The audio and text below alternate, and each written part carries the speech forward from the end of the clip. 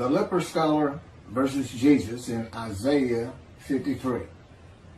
The speaker of verses 7 through 10 is Isaiah himself. Verse 7.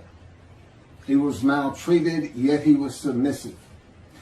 He did not open his mouth. Like a sheep being led to slaughter, like an ewe, dumb before those who shear her, he did not open his mouth.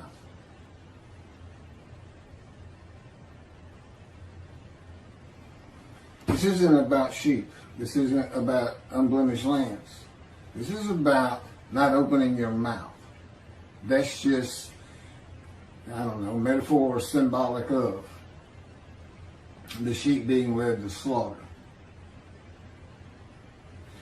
This verse can be identified in the book of Ezekiel. Again, the key to understanding Isaiah 53. God maltreats him, not man. Maltreatment is a part of being chastised and punished by the words and power of God to be made suitable for his purpose. With God, you are always submissive. It is necessary to break the will of a man that is going to be the servant of God, to temper and calm his soul and emotions. Ezekiel said he went in bitterness and the fury of his spirit in the hand of God. The chastisement, punishment, maltreatment, crushing, and bruising in God's fire of refinement is to remove this bitterness and furious nature of Ezekiel. It is to make a man meek and humble. Moses was called the most humble man on earth at the end of his life. God had him for 40 years. Ezekiel was sent to his house, and God bound him with the cords of his power so that he could not go out among the people. To the people, Ezekiel was silent as a lamb. He was cut off from society, cut off from the land of the living. Not unlike myself. God told me, go to your room. It's where I've lived for just about 13 years now. Well, it has been 13 years. And cut me off from everything. Had me stop practicing law. Had me terminate my law licenses. At my age, and I had been in Hawaii for 2 years before the colon cancer hit me back in 2001. And didn't have a whole lot of friends to stay away from to begin with. And not going to work at my age, those are usually where you have your friends and people you do things with. So that was gone. And my children are all married and they're all living their lives. They really don't know what's going on with me because I hadn't said much. I did right in the beginning, but just big question marks on top of their heads, so to speak. And never really said much about God talking to me. After the initial year, I guess it was, a couple of times. As I said, my daughter's in Galveston, Texas. My son is in New Mexico. And my oldest daughter is in San Antonio. That's the best of my recollection right now. We don't talk very much. They know I'm not happy or don't believe in that. I guess that's what it is, Jesus. And they're here in America. They consider themselves Christians. I wouldn't say they were Bible thumpers by any stretch of the imagination, but just saying such a thing here in America will have you ostracized real quick. And I'm sure it's something that Jews are well familiar with, the Jewish people. And to indicate that I believe Judaism is the religion of the three Abrahamic religions: Judaism, Christianity, Islam. By and large, people don't like to hear it here in America. They just don't. That's just the way things are. And I don't see it changing in the Messianic era. And if you watch this video, you know I'm very adamant about that.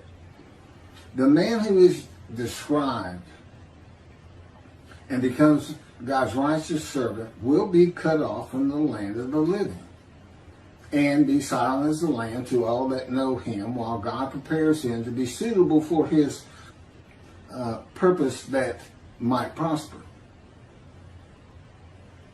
Just as he did with Ezekiel. Ezekiel, of course, was being made suitable to be a prophet to the exiles. And he was actually a part of the last deportation, I understand, or at least he was part of the exile. Now, Jesus talked until his last breath. In one gospel, Jesus is asked, "Are you going to remain silent?" And his response was to talk verse after verse after verse after verse after that. That was his answer to, "Are you going to be silent?" "No, I'm not. I got plenty to say." And he was never confined to a house, to a room. He was always free to move. I was kind of surprised to see, oftentimes, he and his 12 would stay at a mountain near Jerusalem. Never see that in any kind of movie or anything. He did not live in Jerusalem. He did have a house. I'll get to that. Verse 8. By oppressive judgment he was taken away. Who could describe his abode? For he was cut off from the land of the living through the sin of my people, who deserved the punishment. That would be the people of Isaiah, the Jewish people. Now this is another way of looking at an offering for guilt. The oppressive judgment is being guilty and receiving a sentence of imprisonment in your home or your room. And maltreatment, chastisement, punishment, bruising, and crushing for the sins which causes the guilt of the Jewish people until suitable for God's purpose. God is, he uses these verses symbolically, with the offering for guilt in this verse being shown as a guilty plea before a judge of crimes not committed by the defendant. Ezekiel chapter 3 verse 14. The Spirit seized me and carried me away. I went in bitterness in the fury of my spirit, while the hand of the Lord was strong upon me. Okay, that would be the jailer for the oppressive judgment. Who can describe his abode and cut off from the land of the living? That's the prison. Ezekiel chapter 3 verse 24. And a spirit entered into me and set me upon my feet. And he spoke to me and said to me, "Go, shut yourself up in your house."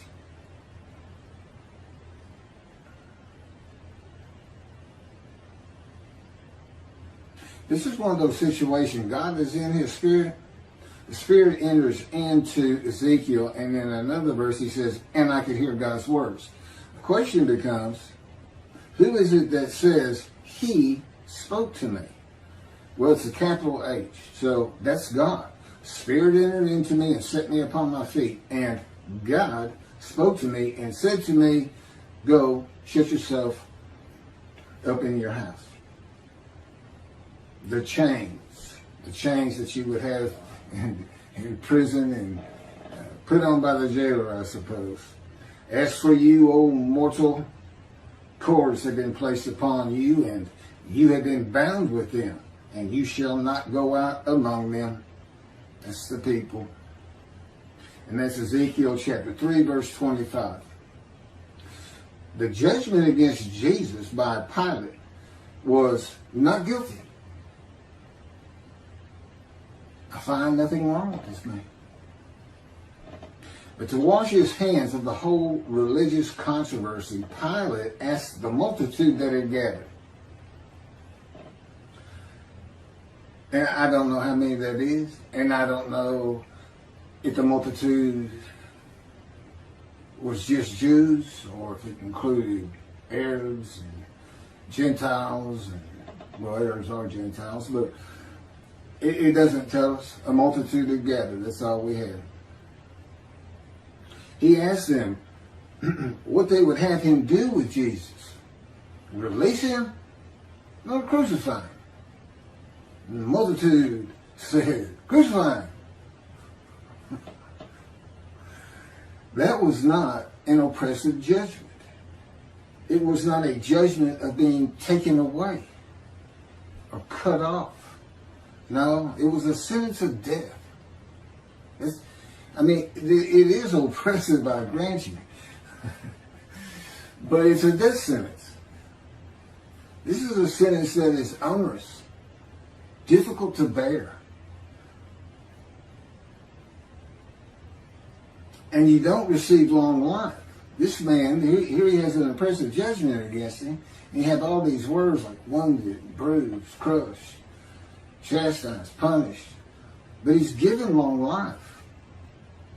So it's not a death sentence.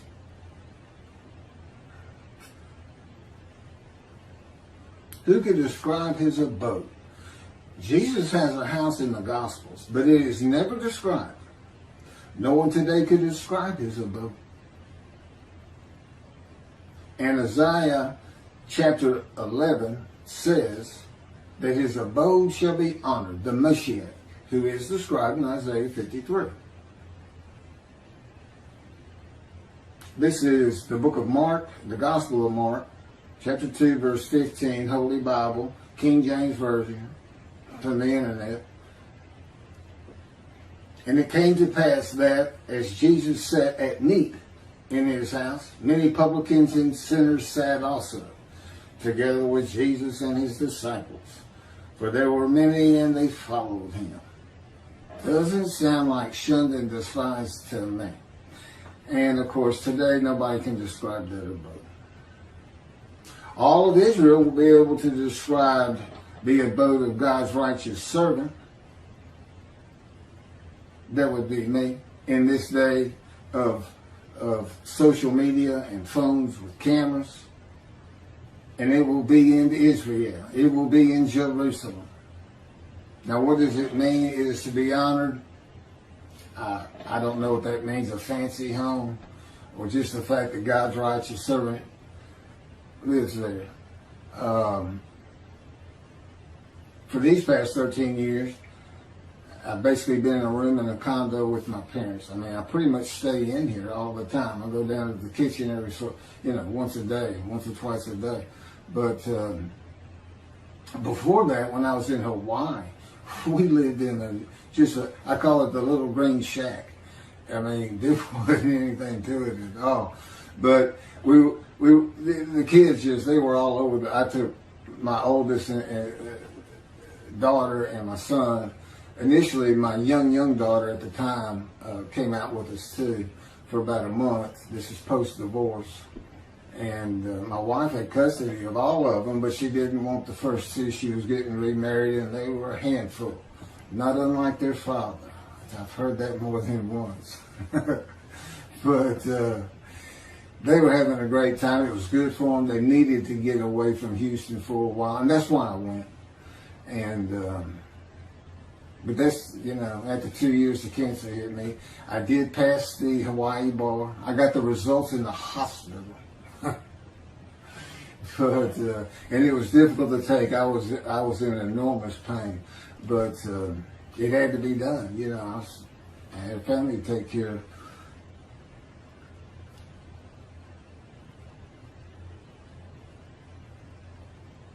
Through the sin of my people who deserve the punishment. Well, Ezekiel suffers the punishment. God tells him of the houses of Israel and Judah, which is for sins, for 430 days. But the houses of Judah and Israel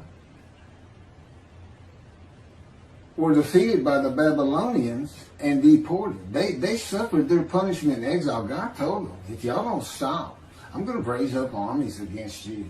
You're going to, yeah. And so they suffered their punishment. There's no vicarious suffering in this chapter of Ezekiel, and God makes that clear. Basically, he's saying, you're going to suffer the equivalent of what they should suffer. Exile, 430 days pinned to the ground with your hands tied behind your back in the power of God. I don't know if that's really close, but God thought it was about right. Sounds pretty brutal to me. I myself, because I did something that in retrospect was about, it shows who I was when God first got to me. As he would say, when people ask you why it took 13 years to get you where I wanted you, or 13 plus years, tell them that story. He won't let me tell many, but he'll let me tell you this one. He's always saying to me, Keith, I am God. Particularly early on. And sometimes a lot sterner than that. Well, anyway, he had driven me to almost madness. That's how I say it. And anger. And then I hear, Keith, I am God. And I responded, God, I am Keith. I never did that again. He slammed me to the ground in his power with such force, it just about knocked me unconscious. Kept me there pinned for 5 days. Now, he did take me on visions. As a matter of fact, had been going through the Holocaust, many visions of the Holocaust. And the thing about my visions, a great many of them, I'm literally in the vision.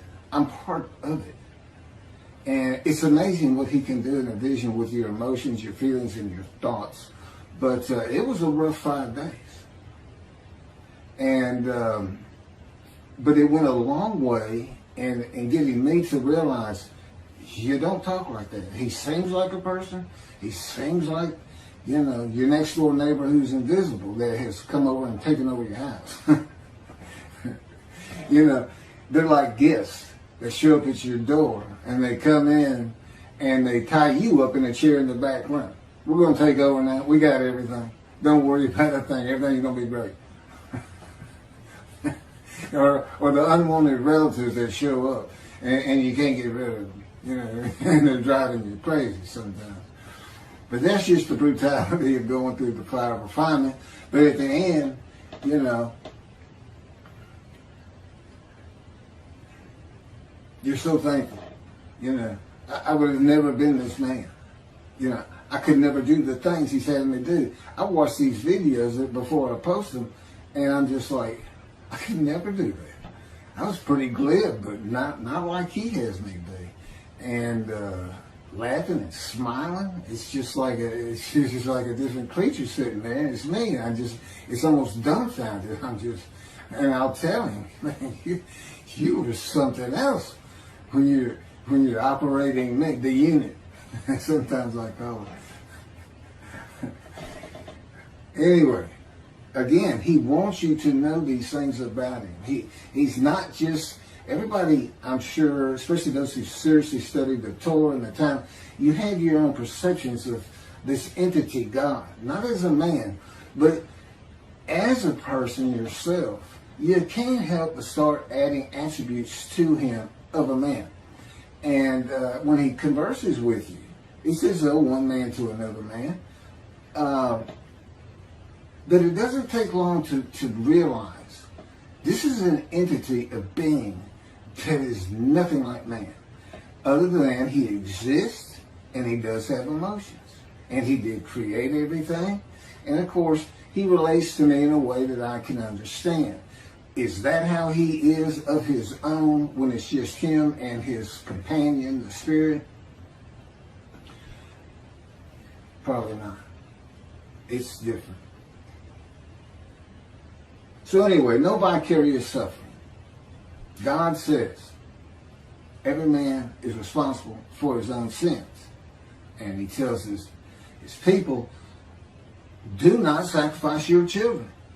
Because there was a false god that I don't, the fire god, I can't remember the name right now, but people would fire these idols up and toss their babies in as a sacrifice, and the Jewish people were doing it, and he told them, don't sacrifice your children. And what does Christianity say? God sacrificed his child so we are forgiven of disobeying him. Again, when you make a human sacrifice, it's the man's. Camera just faded in and out. I may have to cut this short. As the Mayans did, they were looking for favor. They made the sacrifice so their gods would do something for them. What was God making the sacrifice of his child for the Gentiles to do for him? What was he trying to get them to do he couldn't get them to do? What's he looking for? So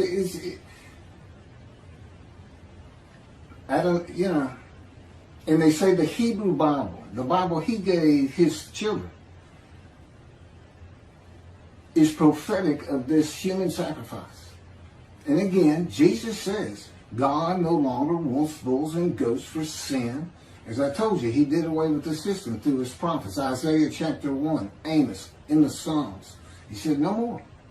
No more. Don't offer them to me. Stop sinning, I'm going to punish you. And that's what he did. But he didn't ever leave them. He married them. He espoused them. And he tells them, there's one psalm he basically says, I don't care if every single one of you turn your back to me.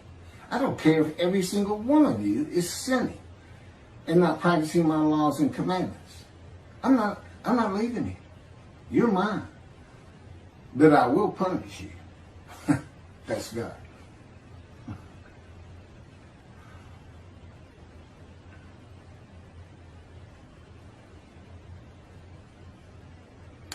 Verse 9, and his grave was set among the wicked, and with the rich in his death.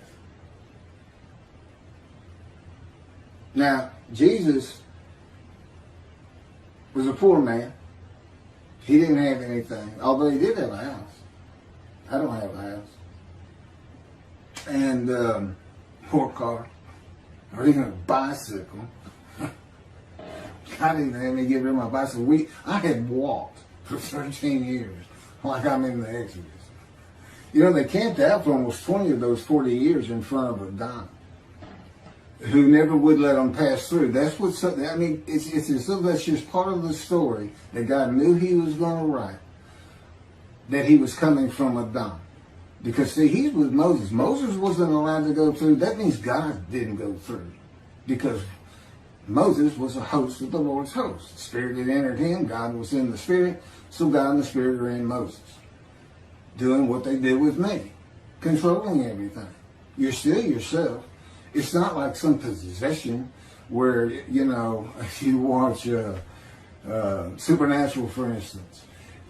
These demons will possess somebody and they push that person to the back, almost like they're not part of it anymore.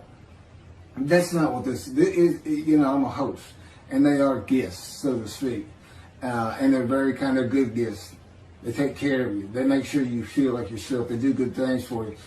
Even though I have to go through this fire of refinement, which I'm told ends when I get to Neblat, then Garian Airport in Jerusalem.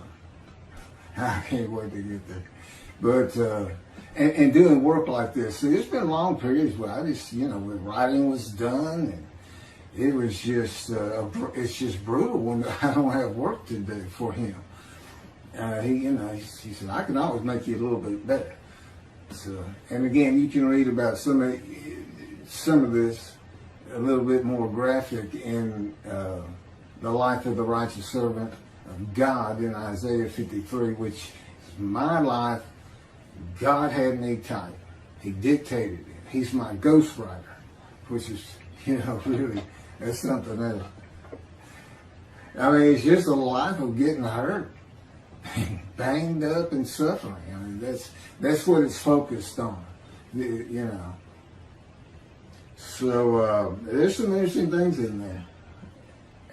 A lot of information, but really to get outside of Isaiah 53 and see other matters of the Bible that aren't ever discussed, or whether the knowledge is weak, like it is with Isaiah 53 today in this teaching of Israel being the righteous servant. There's a lot of other material, and there's a lot more on Jesus and his story and the scenes and this and that. Probably about 7 chapters, and the rest of it is all Judaism, the Jewish people.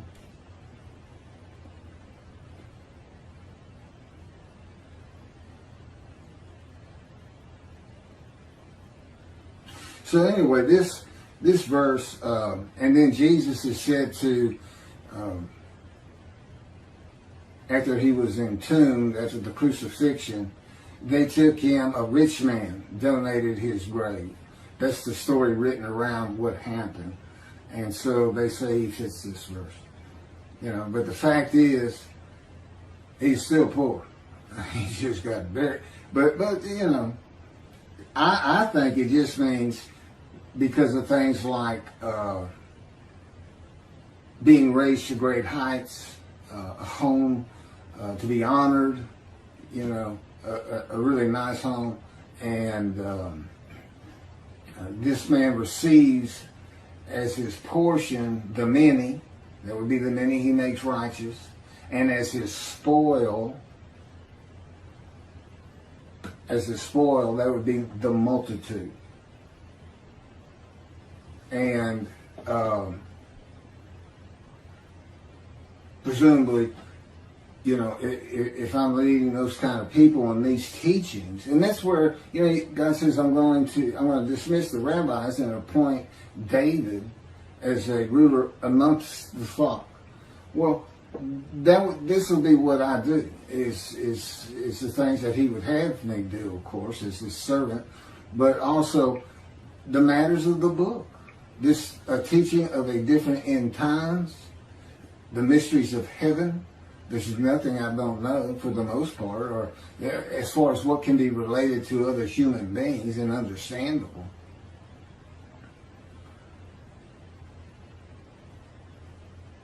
So, and we know he's a man of suffering and had to rise to great heights.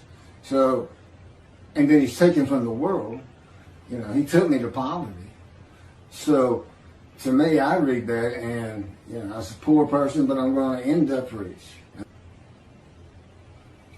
Verse 10. But the Lord chose to crush him by disease, that if he made himself an offering for guilt, he might see offspring and have long life. And that through him the Lord's purpose might prosper. But the Lord chose to crush him with disease. And I think I've covered that sufficiently. I'm familiar with disease. My life was crushed by disease, by cancer. I was supposed to die 20 years ago. God says, I took it from you. I gave it to you, and I took it. I gave you cancer, but you survived because of me. I orchestrated you getting shot through the abdomen. You're the man of suffering. A lifetime of it. And I made sure you didn't die. Now, I don't know exactly how he did that, but, you know, possibly he was in the operating room and helped the surgeon's hand. I don't know. But it was very difficult to be shot in the abdomen when you're 18 years old. It's very traumatic, to say the least. There's little question. I had nightmares just about all my life from seeing things that you just shouldn't see in a household where there's been a number of suicides in the family, and as a young child, and then the trauma of being shot, and And that's what I believe was always causing this headache I had. It was from biting down, it was inability to sleep good, nightmares, which is a byproduct of post-traumatic shock disorder. And that's what I thought my problem was. And I was destroying my jaw joint by all the biting down. And as I also just mentioned in the last video, God controls my dreams. So that stopped. But he also was causing that pain. He was causing me to do that because, again, I'm the man of suffering. He came to me in the womb to make sure I fit these verses. And that's the only proof I can offer you that I actually offered myself for guilt to him. Guilt that was just a test, which I'm about to get to one more time. I'll run through it because that's novel, that's new, but it all fits. That's the thing about all these teachings in Isaiah 53 in the day of the Lord and in my book. I mean, once he speaks to me, I mean, the first 6 or 7 chapters are just brief histories of accidents I went through and of my life, and just kind of a chronology. I went to school, how that happened, always getting in trouble, leaving home, the worst. And, failing 9th grade, barely getting into college. I had to go into summer school. The only reason I even went to college is because I got shot. It changed, and God says, well, I knew how it was going to change you. And it did. I finally realized, you can't just fool around in this life. I need to do something with myself. And because I wasn't going to get out of high school.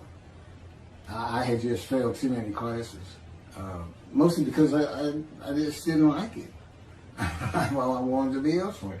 So I was always skipping school and this and that. And like I said, getting in fights and getting suspended and thrown out. And I got thrown out of one school. Again, another alteration with the principal. I mentioned when in the 2nd grade I had an altercation. And then I had another one in high school and they told me to cut my hair. and I did. I always wore my hair in a ponytail. It was nice and neat. It was long blonde wavy hair. And I reported to the principal to show him. And he got up out of his desk, walked behind me, I'm sitting in a chair, and grabbed me by the back of the head and yanked my head back and said, "It's still over your collar." I think I did a backflip out of that chair. I'm not sure what happened, but I do know it took several people to pull me off of him. That's how volatile I was. I mean, I was just, God would say, "Tell him." I said, that's what I had to deal with. That's why it's taking so long. The fury of my spirit. So, I tell him, well, David, what can I say? I got some DNA in me that is a little bit different from maybe others. I'm not sure. Again, so far removed. That's why I'm a twig. So far removed as a descendant of David. But anyway, so, and the Lord chose to curse him by disease. Again, he wants that man blemished. He knows the Gentiles are going to come up with the unblemished Lamb of God. He used Leviticus. You sacrifice a lamb, your sins are forgiven. And so they used a human being.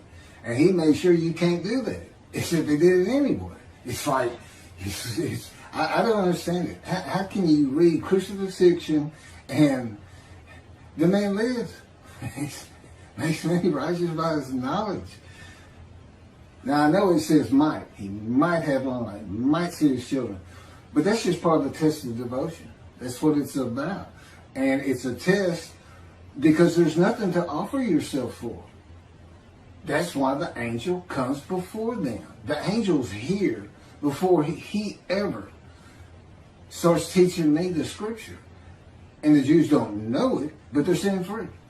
I have to announce it. My books announce it, by the way. It's another reason I'm probably having trouble getting it published.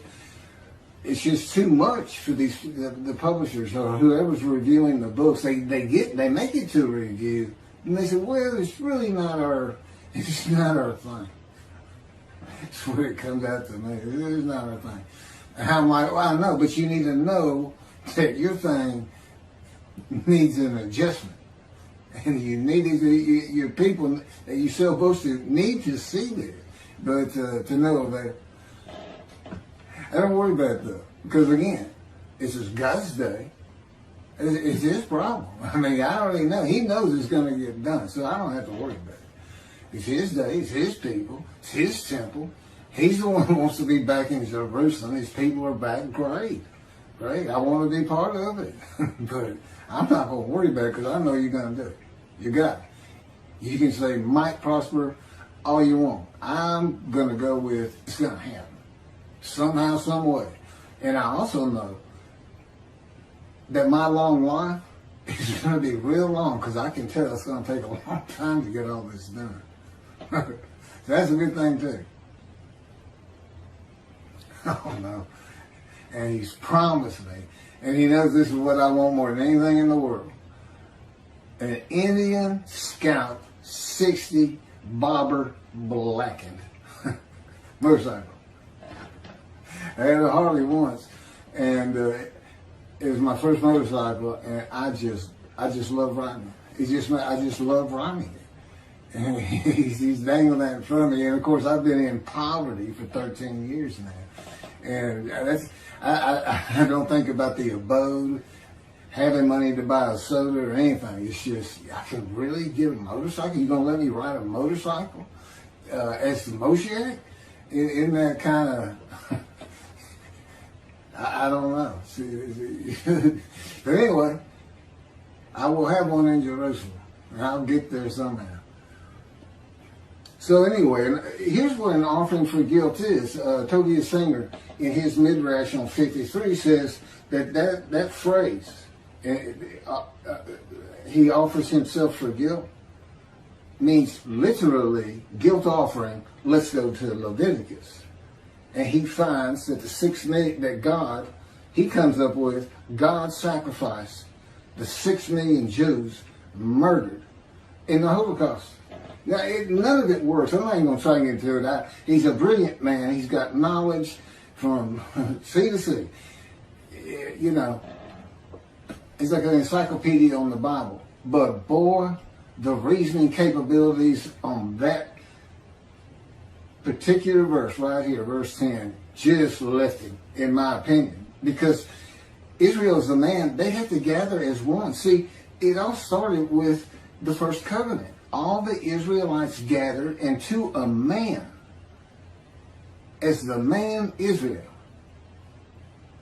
They agreed to the covenant, saying, we will abide by all of your laws and commandments Moses gives us, which it turns out includes an oral tradition.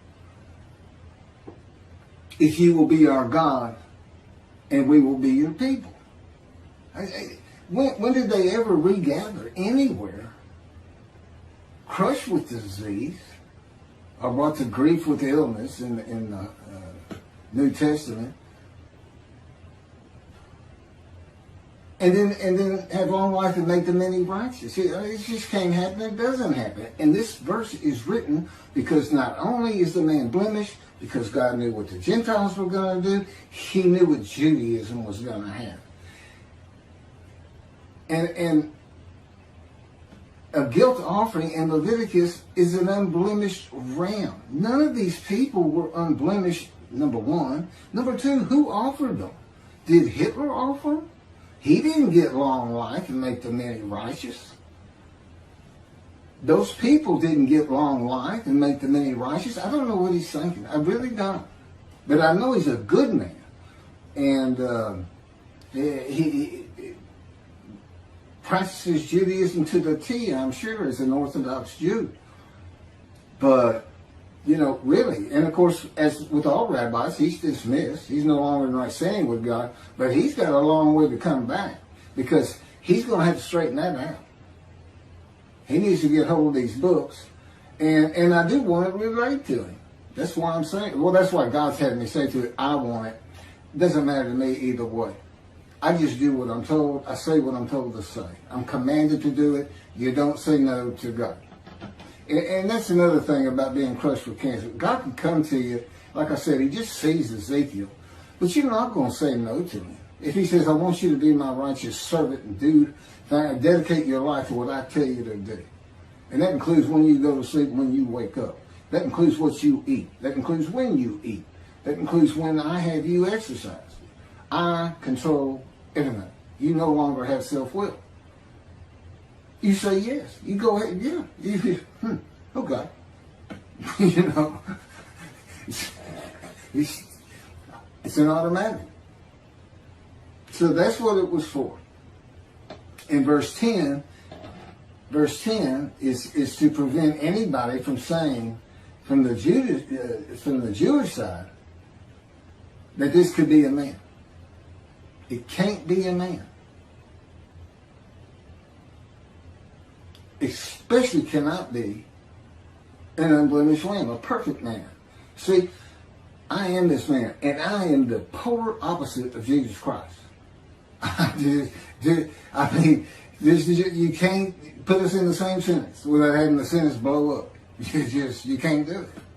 But I am who fits it. Not a perfect, handsome, beautiful, charming, pleasing, intelligent, sinless. So he says. I don't know. False prophecy, I'm going to come back. He doesn't do it. Is that sin? Is that lying? Is it deceit? But this whole Zechariah thing, I'm gonna ride into Jerusalem on an ass as all of the prophets say of me, I shall be mocked, spit on, scourged, killed, and rise on the third day. And yet the prophecy says the man will ride an ass into Jerusalem, and the next verse is it's summed up, defeat Rome. In his time, today it would be throw the Palestinians out of Israel. Get them out of there. Make them go to Jordan. Tell them that's it. We're not having them. You're not going to keep launching bombs at us. You're not going to live inside our land. This is God's land. You can't come in here and possess it.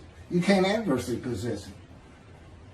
To God, you're the trespassers. That's what he would call you. That's what he does call you.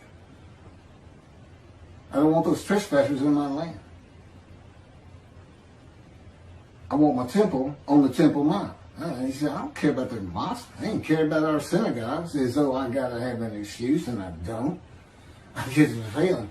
If we weren't in the modern era with satellites and television and social media, that he'd just say, drive them into the sea. And their families, just like the promised land with the Israelites. Drive them into the sea. Kill them all. Take their women and children. Take their stuff. And take their animals, drive them into the sea. Just be done with them. See, he's not a human being. He is a being that has a whole different agenda and idea about everything. And of course, I live learning his perspective on things. And I get it. It takes a while, but you do get it.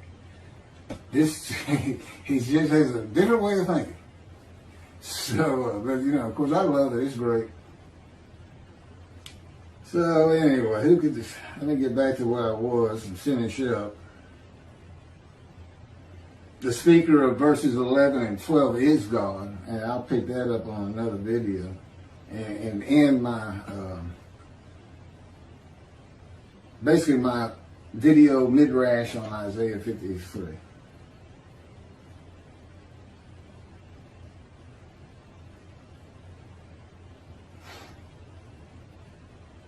I think I've covered just about everything.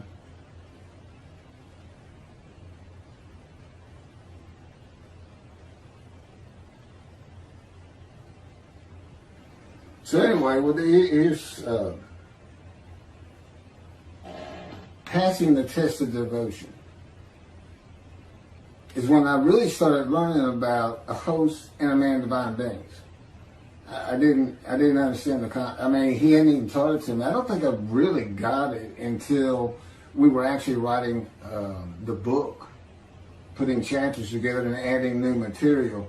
But, it's one God of Israel, one angel of his presence, and one man, Moshiach, the anointed one. In this case, me. At one time, it was, any of the prophets that wrote for him Moses. And there's some stories. God left little hints in the Torah that the scholars of the Torah and the Talmud will be surprised, and not a lot, just a little bit, to back up some of the things I say. Things that had to do with the bright white face he had when he came back down the mountain the second time, what that was about. And his attendant, Joshua. And that's the name that Moses gave him. That's not his original name. And it wasn't his name at the time that he was following Moses up the mountain and living in his tent with Moses. And then after the bright white face that he had to cover up, the attendant disappeared. He's just like, Moses come down the mountain and he's not waiting on him. And he's not in the tent. Then he would stay in the tent when Moses left. You know who he represents? The angel of the Lord, the Spirit of the Holy God.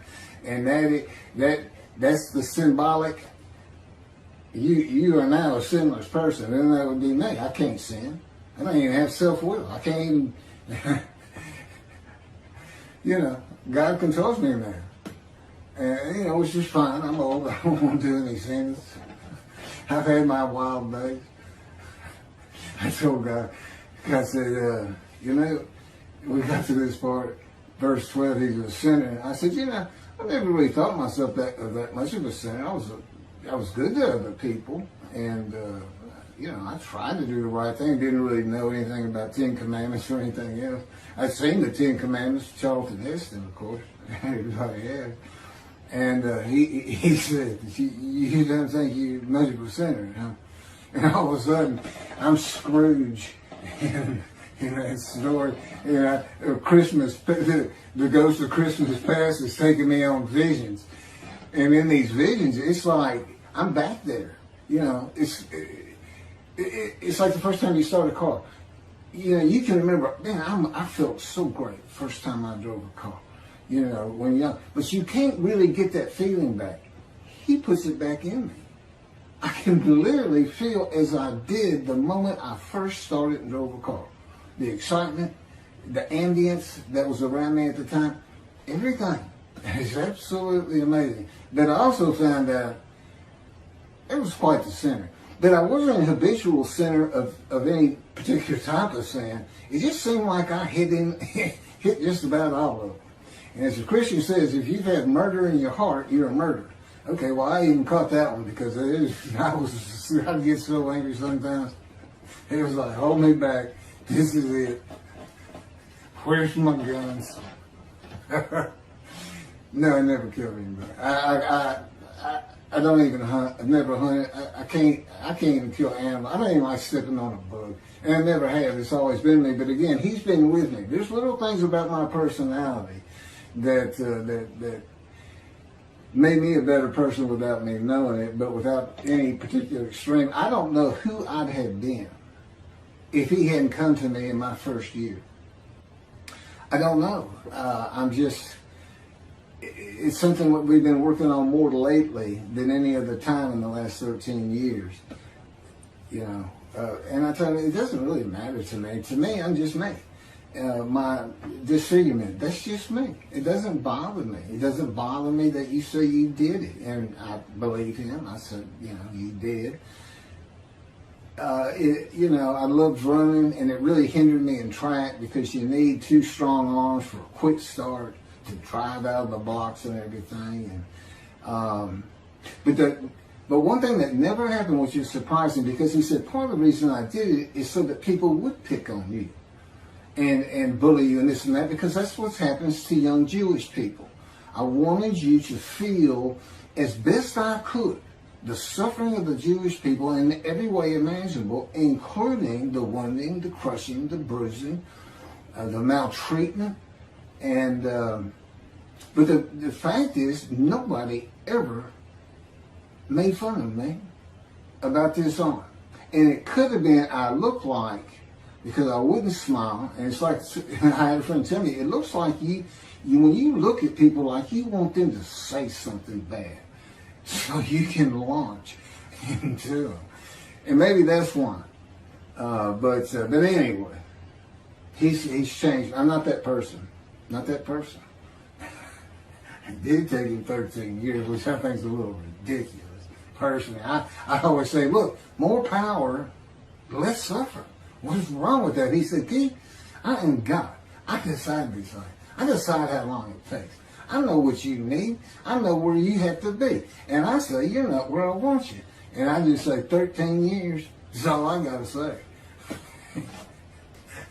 All of a sudden, I feel my foot getting crushed with the invisible hand. One of his favorite ways to wake me up sometimes. The invisible hand's just grabbing your feet, you're in deep sleep, and I come up and I utter his favorite phrase for me. What is wrong with you? It makes him laugh. He says, nothing wrong with me, I'm God. Morning, God, and the day begins. It's not always like that. I think I'm done. I mean, I have a lot of things written, but I've covered them through all these videos, one way or another.